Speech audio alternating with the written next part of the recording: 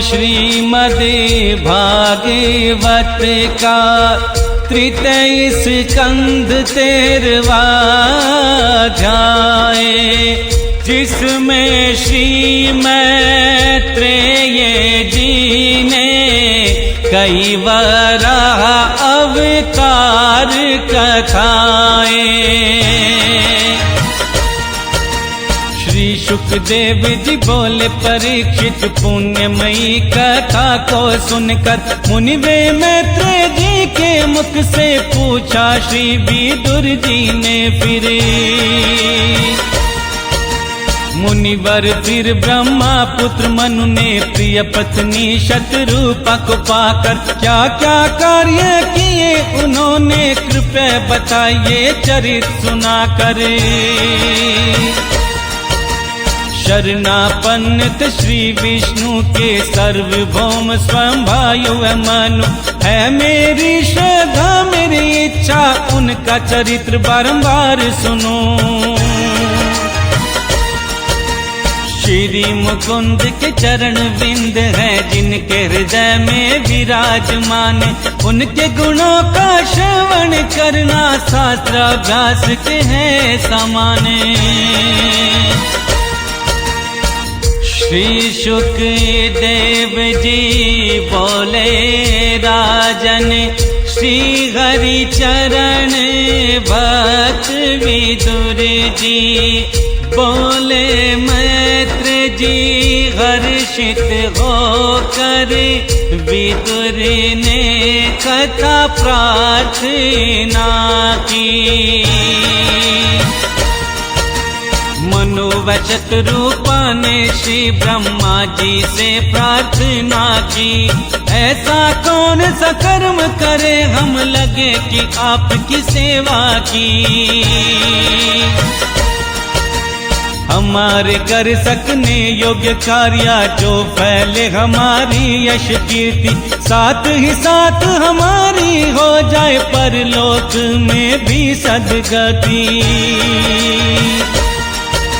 ब्रह्मा बोले, कल्याण दोनों का तुमने जो मुझको प्रसन्न किया, आज्ञा दीजिए ये कहकर तुम दोनों ने समर्पण किया। पूजा करनी चाहिए पिता की, पुत्रों को इसी रूप में, आज्ञा पालन आदर पूर्वक, दूसरों से ईर्ष्या भावना न रखें। अपनी पत्नी के साथ तुम करो गुणवती संतान उत्पन्न, श्री हरि पूजा यज्ञ द्वारा और करो पृथ्वी का पालन। जहाँ तक प्रश्न मेरी सेवा का, मेरी सेवा है पृथ्वी पालन, तुम्हें पालन करके देख कर हरि भी हो जाएंगे प्रसन्न। उनका श्रम व्यर्थ ही जाता, जिन पर जनार्दन प्रसन्न न होते, क्योंकि वे तो एक प्रकार से अपनी आत्मा का नादर करते। बोले मनु जी, हे पिता श्री करूँगा आपकी आज्ञा पालन, किंतु मुझे स्थान बताओ जहाँ हो प्रजा का लालन पालन। हे तात ब्रह्मांड में पृथ्वी सभी जीवों का निवास स्थान, किंतु वो तो जल में डूबी, कृपया करिए उसका कल्याण। मैत्रेय जी बोले, सुनो विदुर जी, पृथ्वी को जल में डूबी देख के ब्रह्मा जी हो गए तनाव में, कैसे निकालूं ये यही सोच के। लोक रचना में लगा हुआ मैं, पृथ्वी चली गई रसातल को। नियुक्त है हम सृष्टि कार्य में, कैसे समाप्त करूं इस जल को।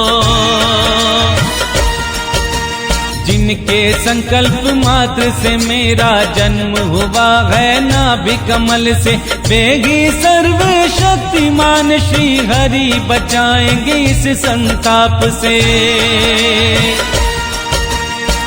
कहे मैत्रेय जी है विदुर जी, कर ही रहे थे विचार ब्रह्मा जी। अंगूठे बराबर शिशु नासिका, छिद्र से निकला बाहर तभी। एक अचरज की बात विदुर जी, बड़ा शिशु खड़ा आकाश में। देखते ही ब्रह्मा जी के हुआ हाथी बराबर क्षण में। विशाल वरा मूर्ति देख कर सुम्भय मनु मरीचि आदि, लगे तरह तरह के विचार में। सुम प्रजापति ब्रह्मा जी भी, कौन दिव्य प्राणी प्रगटा है आज यहाँ शूकर रूप में। कितने अचरज की बात निकला अभी मेरी नाक से। पहले दिखाई देता था ये अंगूठे के पोरवे बराबर, क्षण में शिला समान हुआ ये। प्रभु लीला करे हमें मोहित करे। ब्रह्मा जी और उनके सभी पुत्र अभी तक थे सारे विचार मग्न, लेकिन तभी यज्ञ पुरुष हो पर्वताकार लगे करने गर्जन। सर्वे शक्तिमान हरि ने की इतनी भयंकर गर्जने। प्रतिक्षानित हुई चारों दिशाएं, हुए हर्षित ब्रह्मा और ब्राह्मण। खेद दूर करने वाली भगवान वराह की गुर्राहट सुन। वेद मंत्रों से करे स्तुति जन, तप सत्यालोक मुनि जने। भगवान के स्वरूपों का वेद में विस्तार से किया है वर्णन। स्तुति को वेद रूप मान के वराह भगवान हुए बड़े प्रसन्न। श्री मैत्रेय जी बोले विदुर जी, एक बार फिर गरज कर। गजराज की सी लीला की, देवहित को जल में घुस कर। तभी ये प्रत्याशित हुई एक घटना, शूकर रूप प्रभु सबसे पहले पूंछ उठाई और जोर से वो आसमान की ओर उछले। अपनी गर्दन के बाल झटक कर पैर खुनों के आघात से बालों को लगे चितराने पूरे आत्मविश्वास से। उनका शरीर था बड़ा कठोर, निकल रहा नेत्रों से तेज। कड़े कड़े बालों की त्वचा पे निराली शोभा डाढ़े सफेद। भगवान श्रम यज्ञ पुरुष है तथापि शूकर रूप की अधारण। सूंघ सूंघ कर पृथ्वी ढूंढे अपने शूकर रूप के कारण। श्री मैत्रेय जी कहे विदुर जी, जाने पड़ते हैं क्रूर यद्यपि मरीचि आदि मुनियों को, सो मैं दृष्टि से निहारा तथापि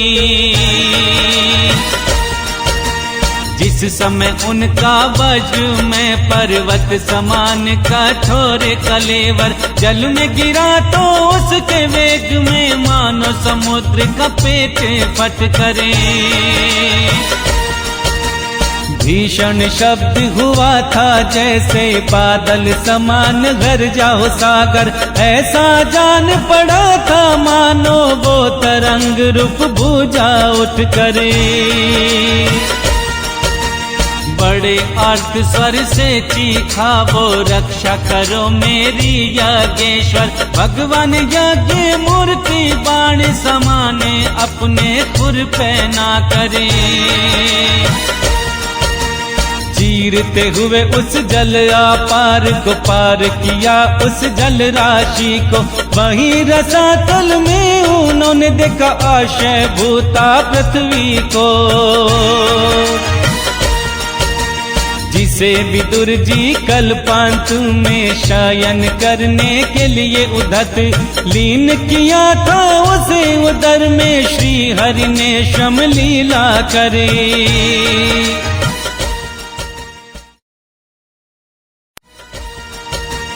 फिर वे जल में डूबी पृथ्वी को अपनी कठोर दाढ़ों में लेकर आसानी से धीरे धीरे रसतल से आए थे ऊपर। जल से बाहर आते समय सुनो विदुर जी तभी अकस्मात उनके मार्ग में विघ्न डालने आया राक्षस राज हिरण्याक्ष। जल के भीतर ही हिरण्याक्ष ने गदा से उन पर किया आक्रमण, चक्र समान तीक्ष्ण हो गया भगवान का क्रोध इस कारण। तभी भगवान ने लीला करके इस प्रकार मार डाला उसको, जैसे मार डालता कोई सिंह विशाल काय हाथी को।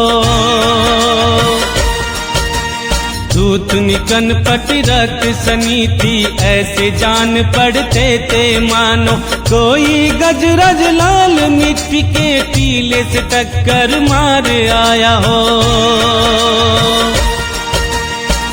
जैसे गजराज अपने दांतों पर कर ले कमल पुष्प धारण, वैसे ही प्रभु ने कर रखी सफेद दांतों पर पृथ्वी धारणी। कमाल समाल नीलवर्ण भगवन को जब देखा जल से बाहर निकले, ब्रह्मा दिन पहचान भगवान की स्तुति वेद वाक्यों से। सभी बोले फिर हाथ जोड़कर वेद त्रयी विग्रह फटकार, हे भगवान जित जय हो हम करें आपको नमस्कार। शुकर रूप धारण किया है करने पृथ्वी का उद्धार, यज्ञलीन है रोम कुंभों में हम करते आपको नमस्कार। शरीर आपका यज्ञ रूप है, पापियों को दर्शन है कठिन, आपकी रोमावली में कुछ त्वचा में गायत्री आदि छंद, नेत्रों में धृत होता चरण में होता अधर व्यू उद्गाता ब्रह्मा। इन चारों मृत्युजों के कर्म है श्रद्धा भाव से बोले ब्रह्मा। धूतनी में स्त्रुक नाक में स्त्रुवा प्राशित मुख में आपका चवन अग्निहोत्र कानों में काष्ठ छिद्रों में। आपका बार बार अवतार लेना यज्ञ रूप इष्टि दक्षिणीय। गर्दन उपसद है दोनों दाढ़े है प्राणवीय और उदनीय। प्रभु आपकी दिव्य प्रवायर है और चीटी है आपके प्राणी। सभ्य और अविसाध्य है श्री आपको नमन है भगवान। प्रभु आपका वीर्य सोम है आपके आसन तीन सवन। करुणा निधान शरणगत वत्सल दुख हरता है आ भगवन। अग्निष्टोम अत्यग्निष्टोम उक्त षोडशी बाजे पेय। आती रात्र और आपको यार में सात धातु ही सात संस्थाएं। काया जोड़ संपूर्ण सत्र है संपूर्ण यज्ञ और क्रतु रूप। अंग मिलान मास पेशियां इष्टियां अनुष्ठान रूप। समस्त देवता मंत्र द्रव्य यज्ञ क्रम आपके ही आकार। हे सर्वव्यापी अंतर्यामी आपको मेरा नमस्कार। भक्ति वैराग्य मन एकाग्रता से जिस ज्ञान का होता अनुभव। आप ही हैं विद्या गुरु सब ही है आपका स्वरूप। पृथ्वी धारण करने वाले रखी हुई दाढ़ों की नोक पर। पृथ्वी पर्वत मंडित आदि ऐसी लगती है जो करे। जैसे घने अंधेरे वन से बाहर आए हुए निकल कर। पत्र युक्त सुशोभित किसी गजराज के दांत पर। दांतों पर भूमंडल सहित वराह विग्रह ऐसा सुशोभित। जैसे शिखर पर ये मेघमाला कुल पर्वत हो रहा सुशोभित। हे भगवान अजित जय हो आपकी। चराचर जीवों के निवास को जल पर कीजिए स्थापित। अपनी पत्नी पृथ्वी को। जगत पिता है आप भगवन अग्नि में अग्नि के समान। स्थापित किया तेज पृथ्वी में आपको हम करें प्रणाम। पृथ्वी को रसतल से निकाले आपके सिवा किसकी बिसात। आप तो आश्चर्यों के आशा आपको नहीं अचरज की बात। आपने ही अपनी माया से की आश्चर्य में विश्व की रचना। आपके बिना इस ब्रह्मांड की रचना करना है एक सपना। आप हिलाते वेद में विग्रह तब गिरती है जल की बूंदे। हमारे ऊपर है विश्व रूपा आपकी गर्दन के बालों से। उन शीतल बूंदों से भीग के सर्वथा हो जाते हैं पावन। जन लोक तप लोक सत्यलोक में रहने वाले सभी मुनि जन। उनकी बुद्धि नष्ट जो चाहे पाना आपके कर्मों का पार, क्योंकि भगवान आपके कर्मों का कोई नहीं पा सकता पार। आपके योग माया के गुणों से मोहित हो रहा जगत महान। हे करुणा निधि हे दुख हरता, अब इसका कीजिए कल्याण। श्री मैत्रेय जी कहे विदुर जी, मुनियों की सुन कर स्तुति। खुरों से जल को कर स्तंभित, उस पर पृथ्वी को किया स्थापित। इस प्रकार रसतल से विदुर जी लीला पूर्वक लाए पृथ्वी को, जल पर रख कर प्रजापति भगवान फिर अंतर ध्यान हो गए वो। प्रभु के लीला में चरित्र है अत्यंत कीर्तनीय विदुर जी। उनमें लगी हुई बुद्धि पाप दूर कर देती विदुर जी। जो पुरुष इस मंजुल कथा को सुनता करता है श्रवण, उनके प्रति भक्ति वत्सल भगवान हो जाते शीघ्र प्रसन्न। भगवान सभी कामनाओं को पूर्ण करने में है समर्थ। उनके प्रसन्न होने पर विदुर जी ब्रह्मांड में कुछ भी नहीं दुर्लभ। किंतु इन तुच्छ कामनाओं की क्या आवश्यकता, जो करे भजन। अंतर्यामी देते परम पद उन भक्तों पर हो के प्रसन्न। संसार में पशुओं को छोड़ के ऐसा पुरुष भला होगा कौन, जो अपना मुंह मोड़ ले करके अमृतमयी कथा का पान।